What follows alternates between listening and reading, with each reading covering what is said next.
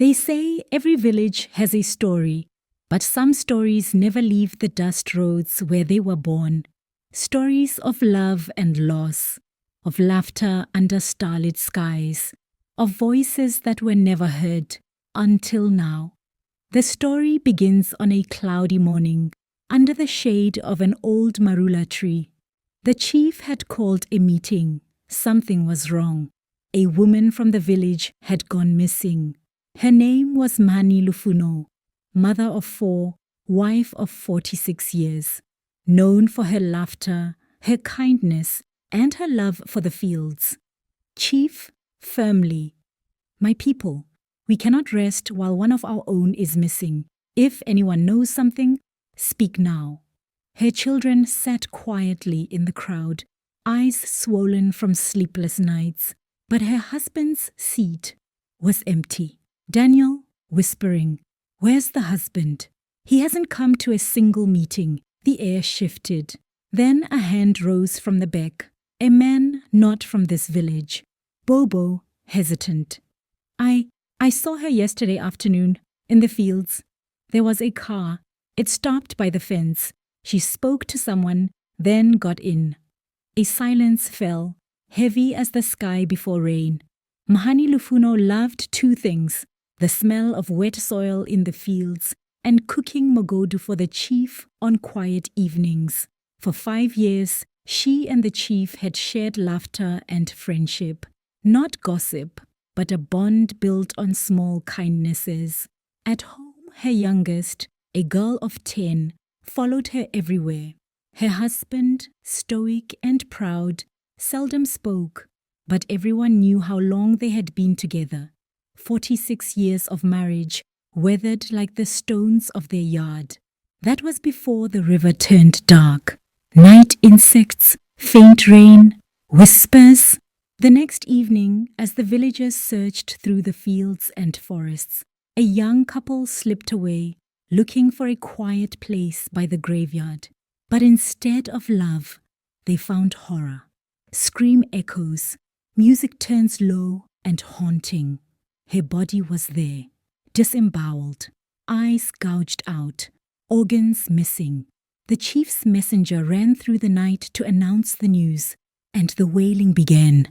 The kind of cry that shakes a whole village. Dash fire crackling, low voices, drumbeat. That night, the village gathered again, this time with tears and fury. Chilidzi, angry. "This is no ordinary killing. This is ritual. We must find who brought this curse." A man from the back, the same who spoke of the car, raised his voice again. "Bobo, let every house give 5 rand. We will call a traditional healer, someone who can see beyond what eyes can." And so they did. Each hut, 1 coin at a time, hope clinking in tin plates, fear whispering between hearts. Dash phone on loudspeaker, faint static. The next night, the villagers gathered at the chief's yard again. The healer's voice crackled through a speaker. Traditional healer, deep, slow. "I will find your truth, but when it comes, handle it with care. Do not let anger guide your hands." He promised to call again the next night, and the crowd dispersed, restless, suspicious. Daniel muttering, "Where is the husband again?" "Always gone, Catherine." "Maybe the chief knows more than he says." The whispers grew, like smoke searching for fire. Scene 6. The husband's escape. Quiet night, wind, a door creaking. That night, Mhani Lufuno's children returned home, but something was wrong. The cupboards were open, the clothes gone. Their father had left. He didn't take money, he didn't take food, just disappeared. The villagers woke the next morning furious. They built a roadblock at the village gate, burning tires, vowing not to let him pass if he returned. Phone ringing at night. At 11 o'clock that night, the healer called again. He asked for 1 more hour. Then, just as the clock struck midnight, his voice returned, grave and quiet. Traditional healer. I have seen what happened, but I will speak only to the children. Let them decide if the truth should be told.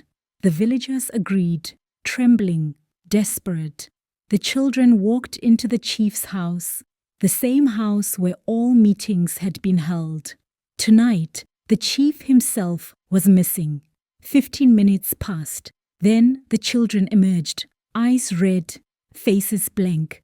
Eldest son Humbulani, softly. We would rather not say. Gasps rippled through the crowd.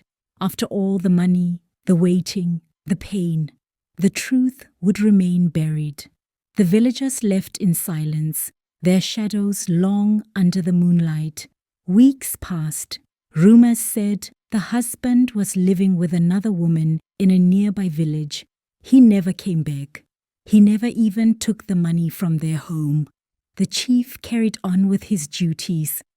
But something in his eyes had changed, and the children never spoke of that night again. Was it the husband, the chief, the stranger with the car? Or had the truth become too dangerous to tell? Some questions, it seems, are meant to echo forever in the hearts of those who still remember. Untold stories of the village, the woman who went to the fields, because every life is a legend.